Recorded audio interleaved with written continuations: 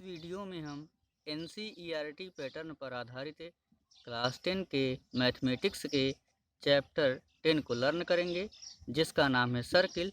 Circle means वृत्त होता है। आज हम इस चैप्टर के एक्सरसाइज 10.2 के क्वेश्चन नंबर 11 को लर्न करेंगे। क्वेश्चन नंबर 11 में दिया गया है, सिद्ध कीजिए कि किसी वृत्त के परिगत समांतर चतुर्भुज समचतुर्भुज होता है। इसका हम सलूशन करते हैं। सबसे पहले वृत्त की बात की गई है, तो हम क्या करेंगे, सबसे पहले एक वृत्त खींचेंगे। एक वृत्त खींचा जिसका केंद्र ए है, क्योंकि वृत्त की बात कही गई थी तो हमने एक वृत्त खींचा जिसका केंद्र ए है। यहाँ पे हमने एक सर्किल बनाया जिसका केंद्र ए है। वृत्त के परिगत एक समांतर चतुर्भुज, क्योंकि कह रहा था कि वृत्त के परिगत समांतर चतुर्भुज, तो हमने क्या किया, वृत्त के परिगत एक समांतर चतुर्भुज WXYZ बनाया। ये हमारा वृत्त है। वृत्त के परिगत अर्थात वृत्त के बाहर, तो वृत्त के परिगत हमने एक समांतर चतुर्भुज बनाया जिसका नाम है WXYZ, जो वृत्त की परिधि पर स्थित बिंदु MNOP को स्पर्श करता है।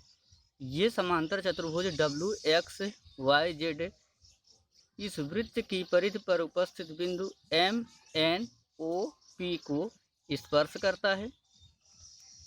तो चूंकि हम जानते हैं समांतर चतुर्भुज के आमने सामने की भुजाएं बराबर होती हैं, समांतर चतुर्भुज के आमने सामने की भुजाएं बराबर होती हैं, तो WXYZ हमारा समांतर चतुर्भुज है।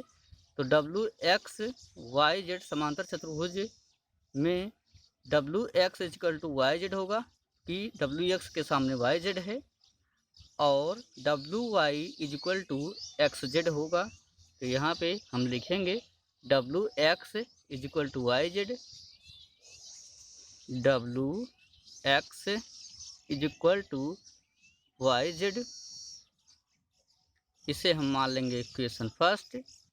और WY = XZ, WY = XZ, इसे हम मान लेंगे इक्वेशन सेकेंड। अब हम आगे चलते हैं।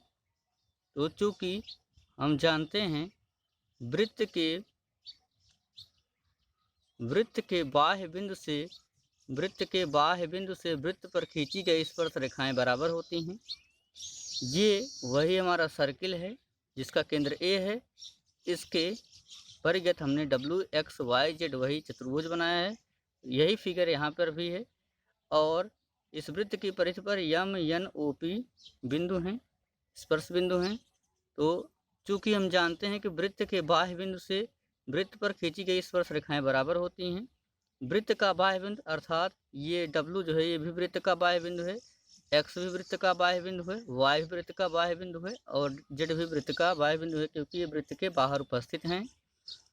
तो वृत्त के बाह्य बिंदु से वृत्त पर खींची गई, ये यहाँ W से वृत्त पर WM और WP स्पर्श रेखाएं खींची गई हैं। इसी तरह से बिंदु X से XM और XN खींची गई हैं।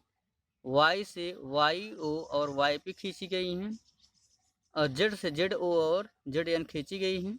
तो जब बिंदु W से देखेंगे खींची गई स्पर्श रेखाएं, तो बिंदु W से WM और WP, तो WM = WP, इसे हम मान लेंगे इक्वेशन थर्ड। और यहाँ लिख देंगे बिंदु W से खींची गई स्पर्श रेखाएं। बिंदु X पे आते हैं तो XM = XN, XM = XN, इसे हम मान लेंगे इक्वेशन नंबर 4। और Y पे आते हैं तो YO = YP, YO = YP, इसे मान लेंगे इक्वेशन V। इसी तरीके से Z पे आएंगे तो बिंदु Z से ZO = ZN, ZO = ZN, इसे हम मान लेंगे इक्वेशन 6। अब यहाँ हम आगे चलेंगे। समीकरण 3, 4, 5, 6 को जोड़ने पर, समीकरण 3, 4, 5, 6 को जोड़ने पर, जोड़ने में क्या होता है, बराबर के इधर का पार्ट इधर जुड़ता है और बराबर के उधर का पार्ट उधर जुड़ेगा आपस में। तो यहाँ हम पहले इस पार्ट को जोड़ते हैं, तो हमारा हो जाएगा WM प्लस XM प्लस यहाँ पे YO और ZO, तो YO प्लस ZO, इधर का पूरा पार्ट जुड़ गया। अब बराबर को उधर का जोड़ेंगे, इज इक्वल टू यहाँ से WP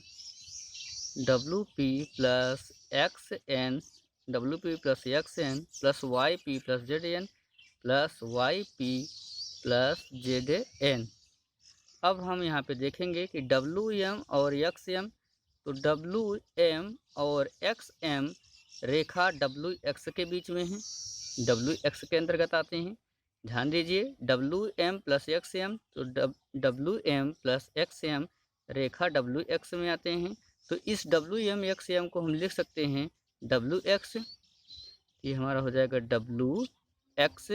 YO ZO, यहाँ से YO और ZO किस रेखा के अंतर्गत हैं, तो YZ। YO ZO किस रेखा के अंतर्गत हैं, तो YZ। इस YO ZO को हम लिख सकते हैं YZ इज इक्वल टू, हम करेंगे यहाँ से WP और YP, ध्यान दीजिएगा WP और हम लेंगे YP, PP दोनों में है। तो WP और YP किस रेखा में है, तो WY में है। WP YP किस रेखा के बीच में है, तो ये WY के बीच में है। इसे हम लिख सकते हैं WY किसको, WP और YP को, प्लस करेंगे यहाँ पे XN और बचा है हमारा ZN। तो XN ZN किस रेखा के अंतर्गत हैं, तो ये XZ रेखा के अंतर्गत हैं। इसे हम लिख लेंगे XZ और इसे मान लेंगे, ये इक्वेशन हमारा 6 हो गया था, इसे हम मान लेंगे इक्वेशन नंबर 7। समीकरण 1, 2 और 7 से, समीकरण 1 और 2 में हमने माना था कि WX इक्वल टू YZ, समांतर चतुर्भुज के आमने सामने की भुजाएं बराबर होती हैं। तो समीकरण 1 में हमारा था WX इक्वल टू YZ, तो इस YZ को हम WX लिख सकते हैं। क्यों? क्योंकि WX बराबर YZ है, तो YZ बराबर WX भी होगा। तो इस YZ को हम WX के रूप में लिखेंगे, तो हमारा हो जाएगा WX plus WX is equal to WY, समीकरण 2 में हमने माना था कि WY is equal to XZ। तो इस WY को हम XZ की तरह लिख सकते हैं। WY इक्वल टू हमने XZ माना था क्योंकि समांतर चतुर्भुज के आमने सामने की भुजाएं बराबर होती हैं। तो इस WY को हम XZ लिख सकते हैं। यहाँ पे हम लिख लेंगे, इस WY की जगह है XZ प्लस यहाँ पे हमारा XZ है ही, तो ये 1WX हो जाएगा हमारा 2WX इज इक्वल टू, ये हमारा हो जाएगा ऐसे 1XZ हो जाएगा हमारा 2XZ। अब यहाँ से आप ध्यान दीजिए, WX इज इक्वल टू जब हम करेंगे तो यहाँ 2 मल्टीपल में है, इनटू में है, इधर कहाँ जाएगा 2XZ के अपान में, तो 2 से 2 हो जाएगा हमारा cancel. WX is equal to हमारा आ गया यहाँ से XZ।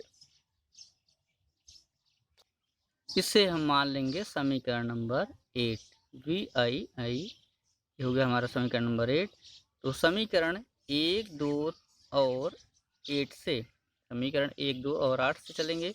तो ध्यान दीजिए, हमारा आया WX इक्वल टू XZ, यानी WX के बराबर हो गया। तो अगर ये इसके बराबर है और WX YZ के बराबर है और XZ किसके बराबर है, WY के बराबर है, इसलिए क्या हो जाएगा हमारा समीकरण 1, 2 और 8 से हमने पाया कि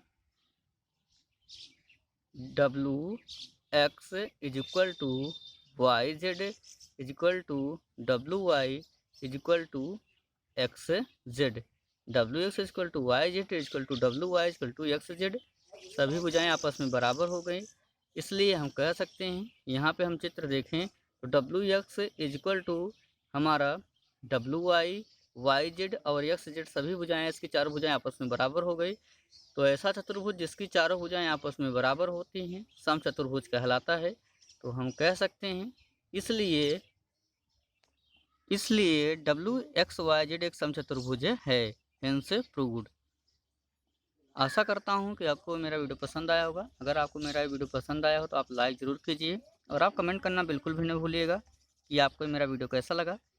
इसके अलावा मैंने क्लास 10 के चैप्टर नंबर 9 और चैप्टर नंबर 10 को भी अपलोड कर चैप्टर नंबर 8 और चैप्टर नंबर 9 को भी अपलोड कर रखा है। अगर आप मेरे चैनल पर नए हों तो कृपया मेरे चैनल को सब्सक्राइब कर लीजिए, जिससे वो वीडियो भी आपको वीडियोज़ के बॉक्स में आसानी से मिल जाएंगे। Thanks for watching my videos. और इस एक्सरसाइज 10.1 से लेकर के 10.2 तक के जितने भी वीडियो हैं उनको मैंने अपलोड कर रखा है। उनका लिंक मैं डिस्क्रिप्शन में दे रहा हूँ। आप डिस्क्रिप्शन की सहायता से उन वीडियो को भी आसानी से देख पाएंगे।